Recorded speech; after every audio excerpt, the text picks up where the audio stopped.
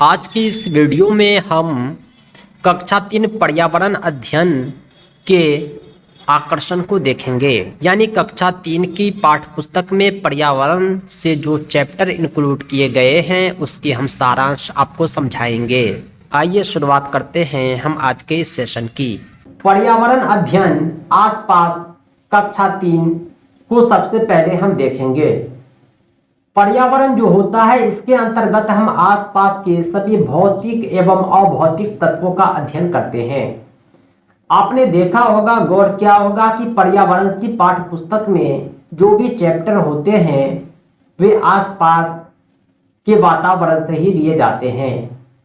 पर्यावरण का अर्थ ही होता है परि जोड़ आवरण, हमारे चारों ओर की वस्तुओं का अध्ययन। प्राथमिक स्तर पर बच्चों को पर्यावरण की शिक्षा दी जाती है, विज्ञान सामाजिक विज्ञान की नहीं, क्योंकि बालकों का बौद्धिक स्तर जो होता है काफी कम होता है। इसीलिए विज्ञान सामाजिक विज्ञान संबंधी शिक्षाएं इसे पर्यावरण में ही दी जाती है। इस स्थिति में मूल शब्दों का ही प्रयोग किया जाता है जिसे आसानी से समझा जा सके। जैसे जानवर का हम प्रयोग करते हैं, न कि केचुआ आदि जैसे जीव का। केचुआ के बारे में मैं बतला दूं कि यह एक ऐसा जंतु होता है, ऐसा प्राणी होता है जिसके पास पांव नहीं होते, वह रेंगता है। सांप भी ऐसा जंतु है जिसके पास पांव नहीं होते, वह रेंगता है। प्रेमचंद्र की काफी लोकप्रिय पुस्तक है पंचतंत्र। इसमें खरगोश और केचुआ की कहानी का विस्तार पूर्वक वर्णन है। बच्चों में सृजनात्मकता क्षमता होती है और सृजनात्मक गतिविधियों में हिस्सा लेना पसंद करते हैं। उंगली और अंगूठे पर रंग लगाकर चित्र बनाना उन्हें काफी अच्छा लगता है। इस तरह हम उसे तरह तरह के डिजाइन बनाने के लिए प्रोत्साहित कर सकते हैं।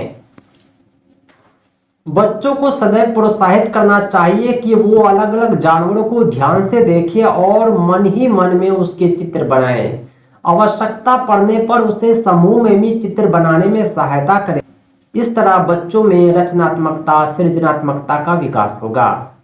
एक खास पहेली होता है चित्र से संबंधित, जिसे जिज्ञासा कहते हैं। जिज्ञासा एक चित्र पहेली है।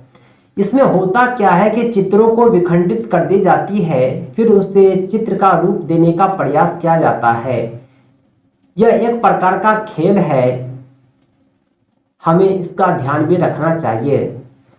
आपने देखा होगा कि कोई आकृति है बिल्ली की, इसको अलग अलग टुकड़े कर दिए गए, पांव अलग, हाथ अलग, फेस अलग, आंख अलग। अब सबको जोड़ना है ताकि वह बिल्ली दोबारा बन जाए। इस तरह बच्चों में मानसिक क्षमता का भी विकास होगा। इस पहेली को कहते हैं जिज्ञासा। जिज्ञासा ऐसा बनाए कि उसमें कुछ चुनौतियां हो, सीधे टुकड़े न हो, जिसे आसानी से जोड़े जा सके।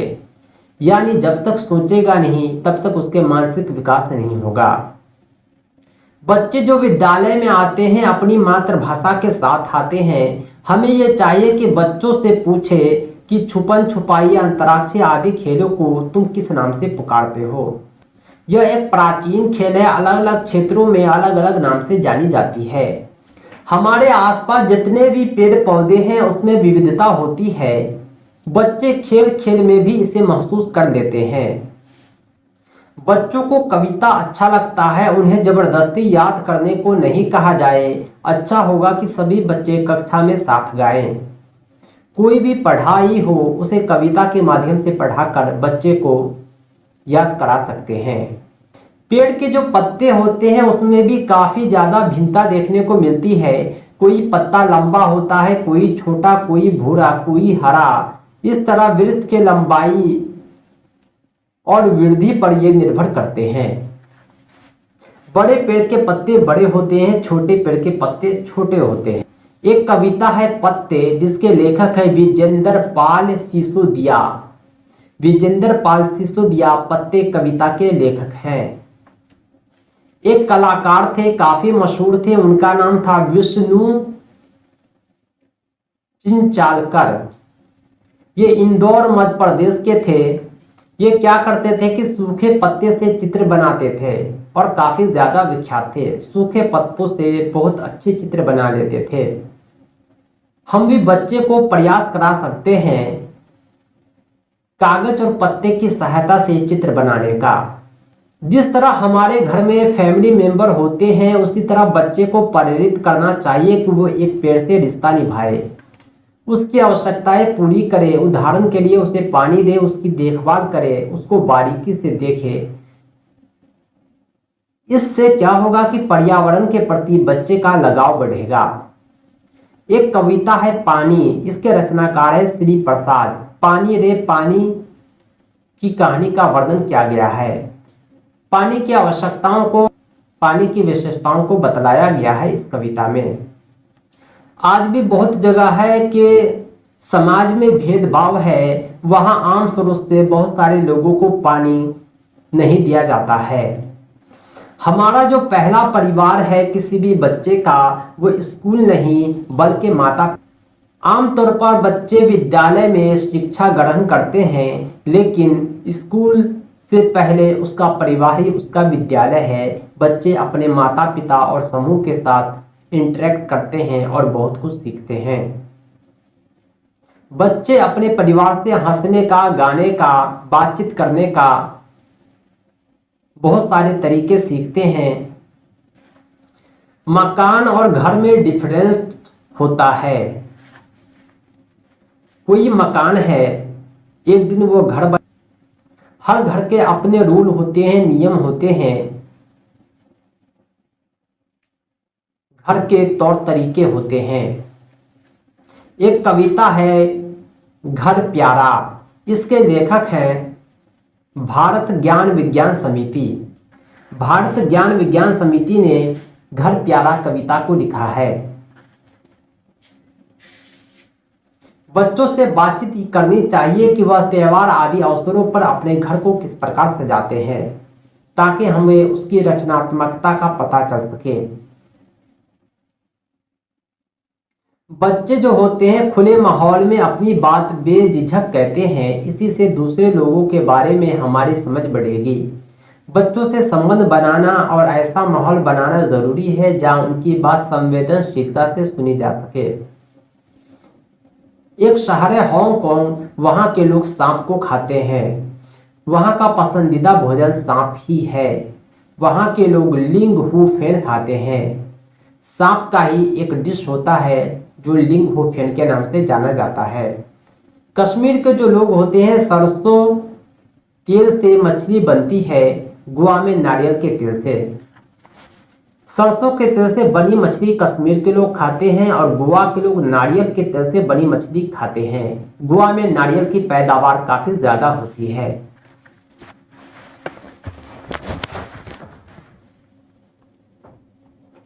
केरल के लोग जो है नारियल डालकर करी को खाते हैं, सब्जी को खाते हैं और टैपियोका उबालकर खाते हैं। वहां का पसंदीदा भोजन नारियल डाली हुई करी और उबला हुआ टैपियोका है। बच्चों की पुस्तकों में जो पक्षी है उसे पर्यावरण में मौजूद पक्षी से पहचान कराई जाए और पक्षियों के गुण आदि पर भी चर्चा किया जाए। इस प्रकार पक्षियों के प्रति बच्चों में रुचि बढ़ेगा। बादल आए कविता हरीश निगम चकमक एकलव्य से लिया गया है। बच्चों के बारिश से जुड़े अनुभव को सुनने से बारिश से होने वाले अच्छे और बुरे प्रभाव दोनों पर चर्चा होनी चाहिए। इसके अलावा खाना पकाने के अलग अलग तरीकों पर भी हम बच्चों से अनुभव साझा कर सकते हैं। घरों में उनके घर किस तरह खाना बनता है, ईंधन के रूप में क्या प्रयोग होता है, साथ ही साथ उस ईंधन का पर्यावरण पर क्या प्रभाव पड़ेगा, इस पर भी चर्चा कर सकते हैं। एक कविता है रेलगाड़ी, इसको लिखने वाले हैं हरेंद्र नाथ चट्टोपाध्याय।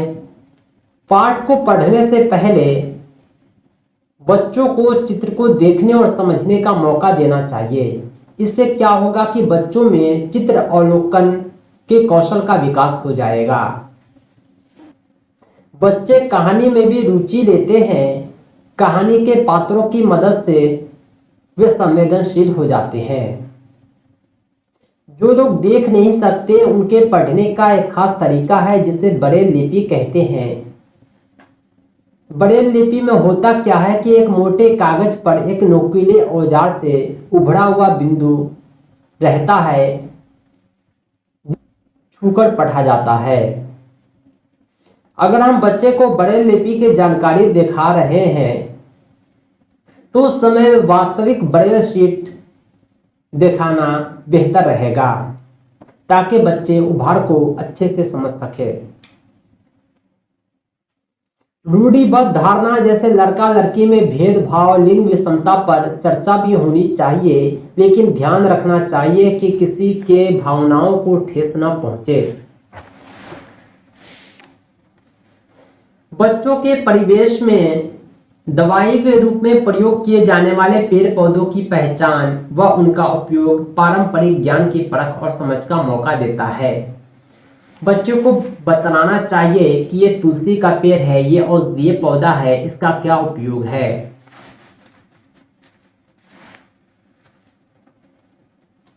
कुछ पौधों के भाग जो होते हैं हमारे भोजन के हिस्से होते हैं।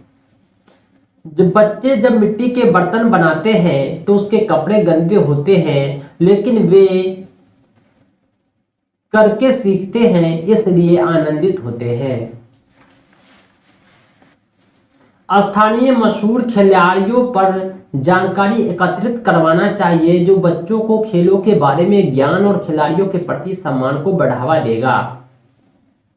बच्चे को चिट्ठी के बारे में बतलाना है और कक्ष में मित्र के नाम लिखवाना भी है। इससे बच्चे चिट्ठी को समझेंगे। अतिरिक्त जानकारी अपने परिवार के बूढ़े सदस्य वो ले सकते हैं। स्थानीय परिवेश को देखते हुए बच्चों को अन्य माध्यम जैसे मोबाइल फोन, ईमेल आदि पर भी चर्चा कर सकते हैं। जगह जगह के अनुसार लोगों के मकानों में भी विविधता होती है। हम बच्चे को असम, राजस्थान, दिल्ली, अन्य पहाड़ी इलाकों को दिखला सकते हैं कि यहाँ के परिवेश में किस प्रकार विविधता है, मकान किस प्रकार अलग होते हैं।